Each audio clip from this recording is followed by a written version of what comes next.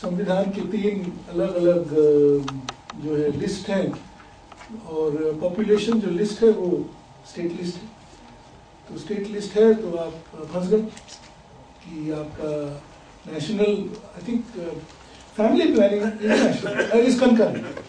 तो कंकरेंट होने के कारण भारत सरकार जो है ANM और फैमिली प्लानिंग प्रोग्राम का पैसा लेती है। हेल्थ इज इन स्टेट, उसी तरह पॉपुलेशन इज इन स्टेट। तो इसमें भारत सरकार अपनी ओर से, और पंचायत जो जहाँ पे 2 चाइल्ड नॉर्म सबसे घातक रूप में है वो भी स्टेट में है। तो जब मणिशंकर अय्यर वॉज द पंचायत मंत्री और उन्होंने बहुत विरोध किया, मैंने राज्यसभा में बहुत लंबा इस पे चर्चा भी हुई और उन्होंने कई बार चिट्ठियां भेजी जो है राज्य सरकार के पंचायत मंत्री और स्वास्थ्य मंत्रियों को, लेकिन राज्यों ने इस पर कोई वो नहीं किया। तो मुझे लगता है कि हमें इसीलिए केवल केंद्र सरकार के ये जानने का जो पीछे महत्वपूर्ण फिर रणनीति निकलती है कि केवल जो मैंने सीखा कि हम लोग यूपी में काम करते करते दिल्ली पहुंचे क्योंकि कुछ चीजें फैमिली वेलफेयर के क्वालिटी कंट्रोल से जुड़ा हुआ था, जो कि फैमिली वेलफेयर था, इसीलिए नेशनल गाइडलाइन से जाना पड़ा। लेकिन जब हम पॉपुलेशन की बात करते हैं वो क्योंकि राज्य के हाथ में है, हम दिल्ली में हल्ला करके नेशनल पॉपुलेशन कमीशन, प्रधानमंत्री, ये सब उनके बयान जो है फिर राज्य में जाकर लागू नहीं होता, क्योंकि वहां पे राज्य के जो मुख्यमंत्री हैं वही सबसे बड़े हो जाते हैं। तो उड़ीसा में ये इस कानून 2 बच्चों का कानून पंचायत में लगा हुआ है, कोई मतलब ही नहीं होता। उड़ीसा में जो है फर्टिलिटी बहुत कम है, लेकिन उड़ीसा में एक अजीब परिस्थिति है। उड़ीसा से कोई आया है यहाँ पे? हाँ, मनमत दिख रहे थे, शशि वहां किनारे में बैठी है, तो आप ही लोग बता सकते हो। वहां पे वो बीजू पटनायक का कानून बना था, तो कोई जो है बीजू पटनायक के कानून को बदलने के लिए तैयार नहीं है। सो ये centre state relation and constitutional जो लिस्ट है उसमें फंसा है। जो आपने सवाल पूछा जो न्यू मैथ्यूजियन, और आपने कहा I said policy level change has to take place before, मैंने ये बात नहीं कही। मैंने ये कही कि यू हैव टू डायग्नोज कि ये इम्प्लीमेंटेशनल इशू है। ये जो है अगर मैं सिंपल कह रहा हूं जहां पे कि इम्प्लीमेंटेशन गाइडलाइंस क्लियर है और उसका वायलेशन हो रहा है, तो वो लोएस्ट लेवल पे उसका सोल्यूशन संभव है। दूसरा है जहां पे कि policy is okay but policy and implementation steps में प्रॉब्लम है, तो वहां पे आपको किस लेवल पे जाना पड़ेगा और कैसे जाना पड़ेगा। और जहां पे आपको पॉलिसी ही गलत है वहां पे कैसे जाना है, और हो सकता है पॉलिसी गलत है और इम्प्लीमेंटेशन भी गलत है जो फैमिली प्लानिंग को लेकर है, तो you have to go to all levels.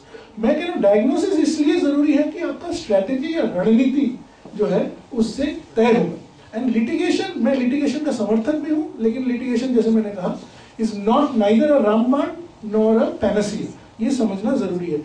हालांकि जो चीज बहुत जरूरी है और जिसके लिए एटलीस्ट NRHM में इस वर्जन में नंबर 2 में जगह बनने की शायद संभावना है और हमें इस जगह को बनाने में और मजबूत करने में मेहनत करना पड़ेगा, वो है जवाबदेही वाली जो बात है।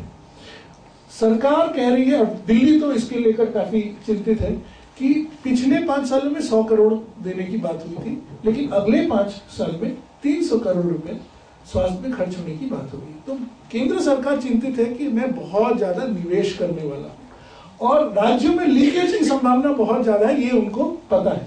पहले 5 सालों में उन्होंने लीकेज को लेकर बहुत चिंता नहीं जताया, क्योंकि उन्होंने कहा पैसा कुछ खर्चा हो, स्टेट्स का स्पेंडिंग कैपेसिटी नहीं है वगैरह वगैरह, तो ये बातें बहुत महत्वपूर्ण थे, तो वो लोग अकाउंटेबिलिटी पे ज्यादा जोर नहीं दे रहे थे। लेकिन मेरा जो अनुमान बन रहा है कि अगले 5 सालों में अकाउंटेबिलिटी वाली बात काफी मजबूत होने वाली है। अकाउंटेबिलिटी में लिटिगेशन या कोर्ट तक जाना इज 1 स्टेप, लेकिन मुझे लगता है हम लोगों को जो ग्रासरूट्स में काम कर रहे हैं, जो जमीन से जुड़कर काम कर रहे हैं, हमको अकाउंटेबिलिटी या जवाबदेही को हर स्तर पे करना पड़ेगा। और जब मैं हर स्तर कर रहा हूं तो हमें VHSC में कैसे कर सकते हैं, रोगी कल्याण समिति में कैसे कर सकते हैं, पंचायत में कैसे कर सकते हैं, ब्लॉक स्तर पे कैसे कर सकते हैं, डिस्ट्रिक्ट स्तर पे कैसे कर सकते हैं, हमको ये सारे सोचने पड़ेंगे।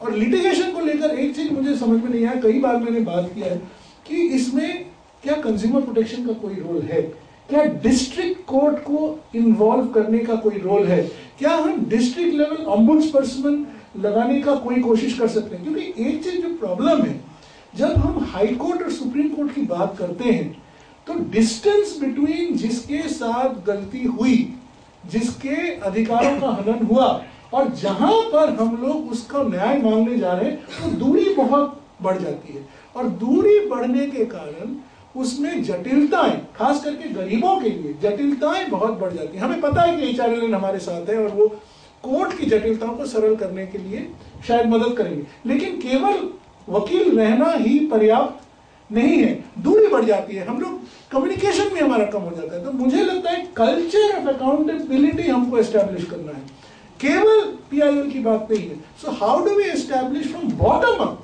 अ कल्चर ऑफ अकाउंटेबिलिटी? और आजकल जगह बन रही है, आजकल अकाउंटेबिलिटी की बातें हो रही हैं, और मुझे लगता है ये कंटिन्यूम ऑफ अकाउंटेबिलिटी की बात हम लोगों को सोचना पड़ेगा। Thank you.